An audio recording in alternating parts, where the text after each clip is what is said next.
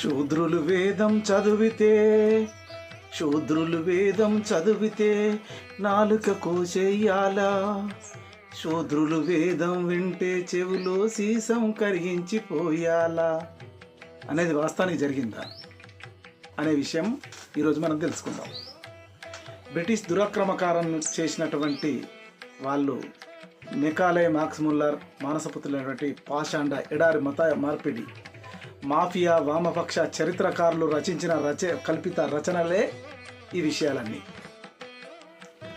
తప్పుడు రాతలు ఇవన్నీ. అసలు నిజానికి శూద్రుడు వేదం చదివితే నాలుక కోసిండ్రా అనే విషయం మీద మనం కొంచెం పరిశీలన చేద్దాం మనమే. అసలు చరిత్రలో ఎప్పుడైనా శూద్రుడు వేదం చదివితే నాలుక కోసిండ్రా, శూద్రుడు వేదం వింటే చెవులు సీసం పోసిండ్రా, ఇది తెలుసుకోవాలి మనం. పరమ పవిత్రమైనటువంటి రామాయణమైనటువంటి మహాకావ్యాన్ని రచించిన బోయవారు అయిన రత్నాకరుడు పూర్వనామం కలిగినటువంటి గొప్ప మహర్షి వాల్మీకి మహర్షులు శూద్రుడు.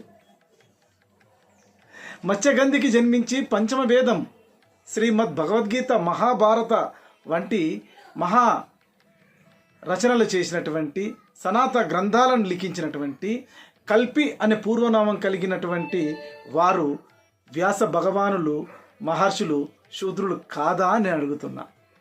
ఆయనను నారాయణుడి అంశగా, విశ్వ గురువుగా గౌరవించుకోవడమే కాదు, ఆయన జయంతి రోజున గురు పౌర్ణిమ జరుపుకుంటాం.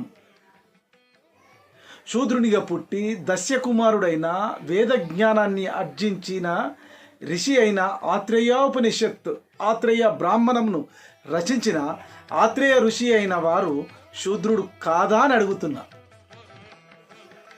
పుట్టుకతను శూద్రునిగా మరియు జూదగానిగా పుట్టి గొప్ప బ్రహ్మజ్ఞానం, వేద పాండిత్యము, ఋగ్వేదంలో గొప్ప గొప్ప పరిశోధనలు చేసి ఋషిగానే కాదు ఆచార్యులుగా ప్రఖ్యాతిగాంచి ఐలాసు ఋషి వారు శూద్రుడు కాదా అని అడుగుతున్నా.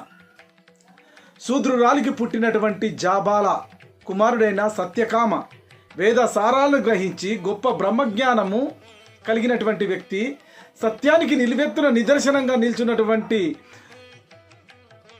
గురువైనటువంటి గౌతమ మహర్షుల వారిని మెప్పించి గొప్ప పేరు ప్రఖ్యాతులు గాంచినటువంటి యజుర్వేదమందలి కొంత భాగానికి కర్త అయినటువంటి సత్యకామ జాబాలి మహర్షుల వారు శూద్రుడు కాదా అని అడుగుతున్నాను.